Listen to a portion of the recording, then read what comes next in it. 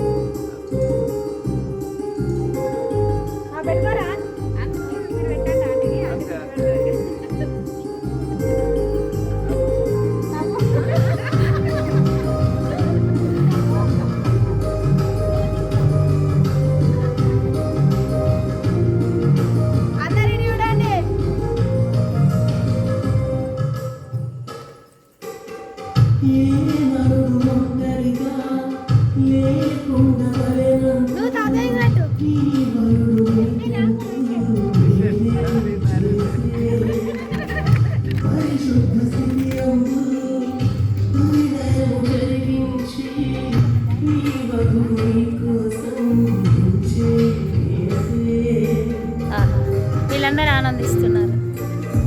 వీళ్ళందరూ కేక్ కోసం వెయిట్ చేస్తున్నారా లేకపోతే సంతోషిస్తున్నారా అర్థం కావడం లేదు.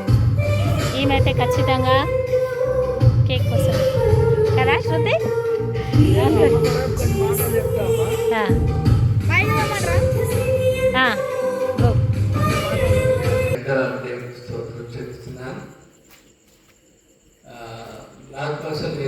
జ్ఞాపకం లేదు, కానీ నా బిడ్డలు మీ పిల్లలు మా మ్యారేజ్ డేని కూడా గుర్తుంచుకొని ఈ విధంగా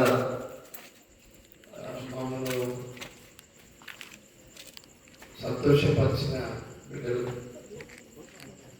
మన ఆనందపరిచిన బిడ్డలకు నేను ఎల్లప్పుడూ నమస్కారం. నేను బిడ్డల కొరికెప్పుడు మేము ప్రార్థన చేస్తాం. ముఖ్యంగా సంఘ పెద్దలను బట్టి కూడా సంఘ విశ్వాసం బట్టి కృతజ్ఞతలు.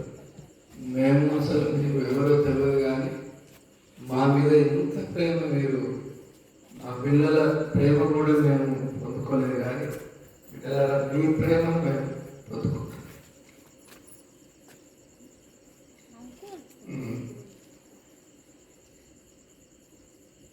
మరియు నా దయమ్మని ఒకరు చెప్తే నేను రెండు మాట్లాడినా కదా, ఒకసారి మేము మా మేనంతా ఇట్లా తాడ్చెల్లో ఒక అమ్మాయి ఉన్నది,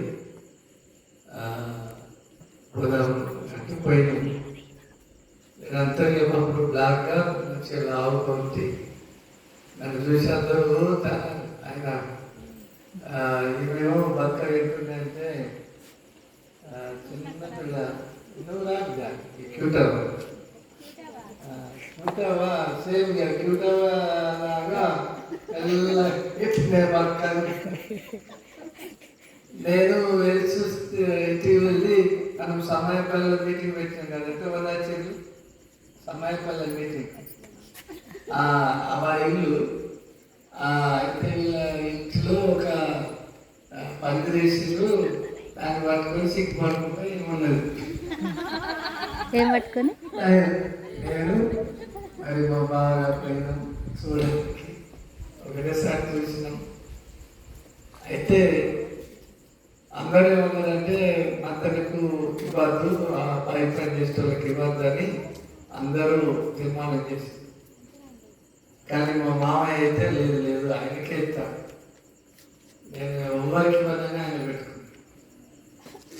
నేను అంటే ఆయనలో ఏమనిపించిందో తెలియదు, నాకే అమ్మాయి ఇస్తానని తీర్మానం చేసి వాళ్ళు మా దగ్గరికి వచ్చారు, మేము వచ్చినాం. మా నాన్నమ్మ కూడా మరి ఈ మనసులో ఏమిటది, కానీ ఆయన చూసినప్పుడే నేను అనుకున్నాను, చాలా సంతోషించిన. ఇది నాకు నాకు ఆస్మాన్ తేడా ఉన్నది. నేను నల్లమట్టి చాలా అందంగా ఉండే, బాగా అందంగా ఉండేది. ఒకసారి నేనే ఆమె అందాన్ని చూసి కానీ చాలా మంచి నన్ను ఆదరించింది, కరిగిపరిచింది అమ్మ. అసలు రక్షణ అనేది ఆమె ముందు చర్చికి వెళ్ళింది, నేను తర్వాతనే ఆమె ప్రార్థన ద్వారా తర్వాత నాకు వచ్చిన అనారోగ్యం బట్టి ఆమెనే కోల్పోయినా నాకు చెప్పబడ్డా, నాకు బాగా ప్రార్థన చేసేది. ఇలాగా ఒకసారి అయితే అసలు అనారోగ్యమే పడుతుంది అన్నట్టు నమ్మకం లేదు. ఎన్నో నెలలు హాస్పిటల్లో వేసి నలుగురు పిల్లలు, ఆమె చాలా కష్టాలు అనుభవించింది. కానీ మంచి నాకు ఒక ఆత్మీయ తల్లిగా ఎవరని చక్కగా నా తరఫున వాళ్ళు అంతే ఆడుతున్నది నేను చెప్పుకోపోయేది. అన్నీ ఆమె మంచి జ్ఞానవంతురాలు దేవుడు మాకు అనుగ్రహించారు. ముఖ్యంగా నా పిల్లలు పెద్దలు మమ్మల్ని ఇంతగా మరి సన్మానించి బలపరుస్తున్నారు. మా ఆశీస్సులు దేవుడి, మా ప్రార్థనలు ఎల్లప్పుడూ నీకే ఉంటాయి. మేము ఎల్లప్పుడూ కొన్ని జ్ఞాపకం చేసుకొని దేవుల్లో ఉండాలని, ఆశీర్వదింపబడాలని మా ప్రార్థన విజ్ఞాపన అయింది.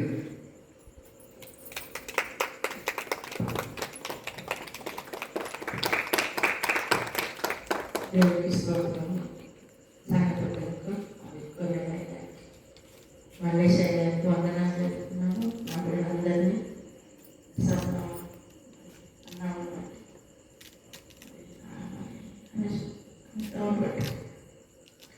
బిడ్డ సాగుతాం అందరిని బట్టి తెలియదు. ఉద్యోగాలు అందరికీ చీర కట్టుకున్నప్పుడు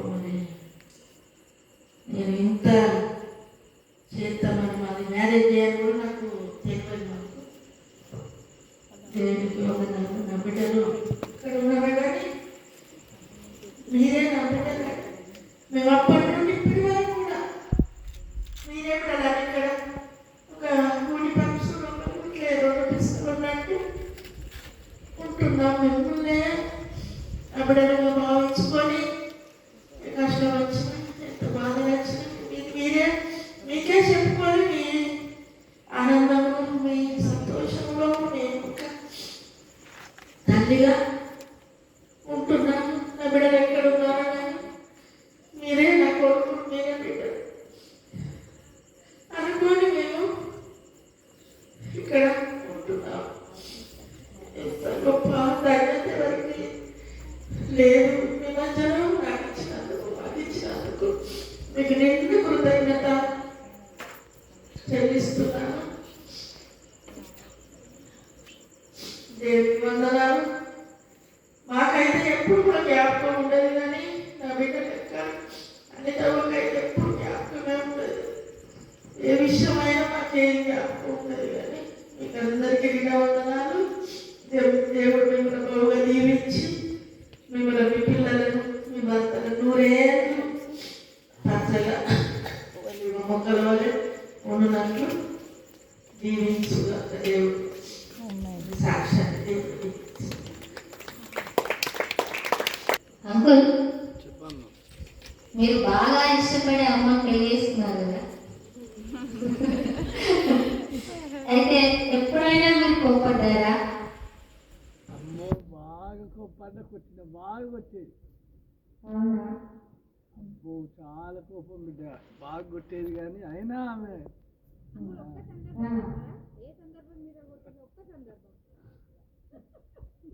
మాకోసం దేవుడు మిమ్మల్ని ఇట్లా మళ్ళా ఎంతో అసలు ఆత్మాన కరెక్టంగా దొరుకుతుంది.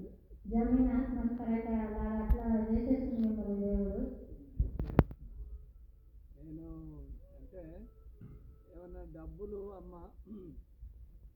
అమ్మే అసలు ఎటువంటిదంటే అన్ని దాచి కుటుంబానికే పెడుతుంది. ఏమన్నా నాకు తెలియకుండా డబ్బులు ఉంటే కోపం వచ్చి నాకు అదే ఆమెమో రేపటి భవిష్యత్తు కొరకు డబ్బులు ఏమన్నా చేసి దాచిపెట్టేది. దాచిపెడితే ఈ డబ్బులు ఎక్కడి అన్నీ కొట్టేది అంతే ఆ మీద. కానీ తర్వాత అర్థమైంది ఆమె కుటుంబం విషయంలో. సామెతలు 31వ అధ్యాయంలో రాయబడినది. ఆమె బలమైన పని చేసేది.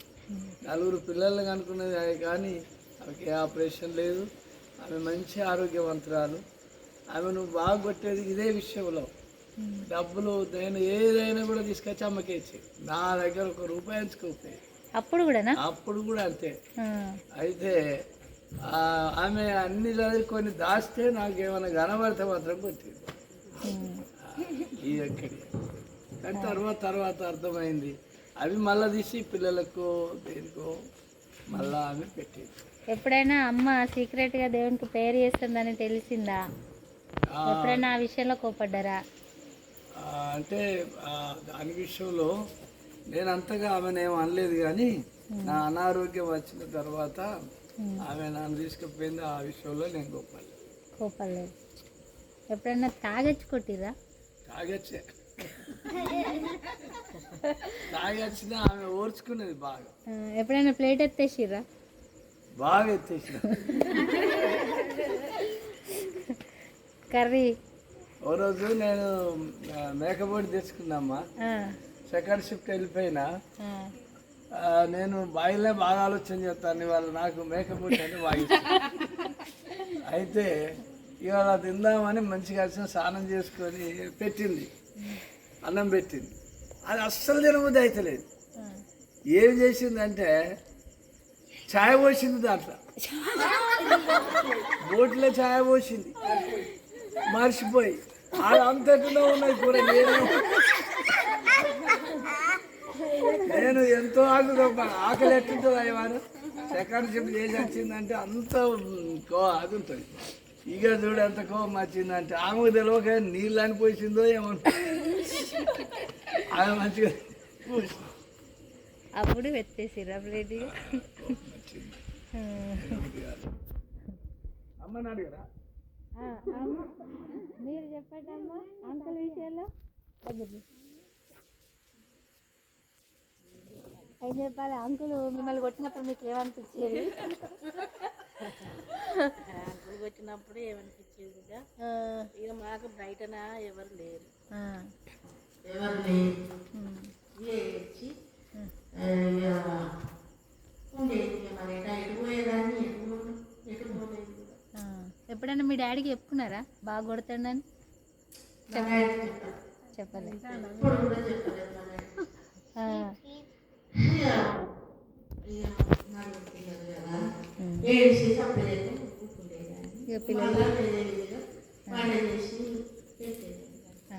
కొట్టినాక ఎప్పుడైనా మళ్ళీ దగ్గరికి వచ్చి ఊరుకోబెట్టేదా?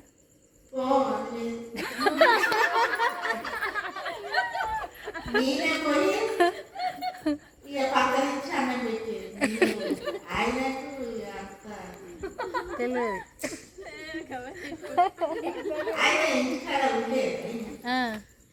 ఆయన దేవుని నమ్ముకున్నాక అసలు ఇంటికానే ఉండదు. అంతకుముందు ఇక మంచిగా జీతం తెచ్చి ₹1 ఇవ్వకుండా ఇచ్చేది నాకు. అంత మెయింటెనెన్స్ నేనే చేసేది అప్పటి నుండి, ఫస్ట్ నుండే. ఆయన ఏం పట్టించుకోకపోయింది. అప్పటి నుండి కూడా జీతం ₹1 లేకుండా తెచ్చి నాకు ఇస్తే ఇక అంత మా అత్తగారు నేనే చూసుకునేది. మా తల్లిదండ్రులని ఊళ్ళో కూడా బాగా మంది వచ్చేది. అప్పుడు పేరు చెప్పుకొని వచ్చినా కూడా నేను అందరినీ నేనే చూసుకునేది. అంటే తాగడానికి కూడా మీరే డబ్బులు ఇచ్చారు అలా? తాగడానికి రోజు ఎన్ని తీసుకుపోయి తాగేది? ఏమో గుర్తున్నాయా? ఒక సీసా మొత్తం తాగేటోళ్ళ? అంటే చిన్న చిన్న ఫ్రెండ్స్ తోటి అంకుల్ మీరు ఒక్కరేనా? కొన్నిసార్లు కొన్నిసార్లు ఫ్రెండ్స్ కూడా ఉండేది. సో దేవుడు అలాంటి స్థితిలో ఉన్న మిమ్మల్ని నేడు ఎంతో ఉత్తమమైన స్థితిలో నిలబెట్టారు. దేవునికి మహిమ కలుగును గాక. దేవునికి అసాధ్యమైంది ఏది లేదు. ఎటువంటి వారినైనా మార్చగలిగిన శక్తిమంతుడు. దేవునికి స్తోత్రం. మీ యొక్క అన్యోన్య దాంపత్య జీవితం ఇలాగే ఇంకా కలకాలం ఉండాలని మేమందరం మనస్ఫూర్తిగా కోరుకుంటున్నాం. మరి ఈ సమయంలో అందరం కలిసి మీకు చిన్నగా కేక్ తినిపించాలని ఆశపడుతున్నాం. కట్ చేసి తిన్నాం కాదు మీరు మరి సమయపల్లిలో మ్యారేజ్ అయింది. నాకు గుర్తొచ్చింది. మ్యారేజ్ అయితే ఇంటింటికి తీసుకుపోతారు కదా, కొన్ని ఇళ్ళకి ఇట్లా పట్టుకొని మీద ఎత్తుకొని పోతే అందరు ఏమన్నారంటే లేదు అందరూ అడ్డం తిరిగి అమ్మాయిని ఎత్తుకోవాలని అన్నారు. ఆమె సిగ్గుపడి రాకపోయేది. సిగ్గుపడి నేనే ఆయనతో ఇట్లా బట్టి గట్టిగా ఎత్తుకొని ఇట్లా అట్టిగా బక్కగా ఉండే, నేను బలంగా ఉన్నా. ఇట్లా సంఖ గేసుకొని అక్కడ దాకా తీసుకుని వాళ్ళు ఇచ్చి పెట్టకపోయేది. తీసుకొని అక్కడ దాకా తీసుకుపోయారు. దేవునికి వందనాలు.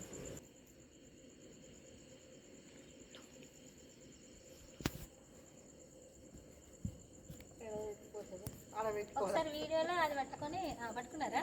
ఓకే. రెడీ 1 2 3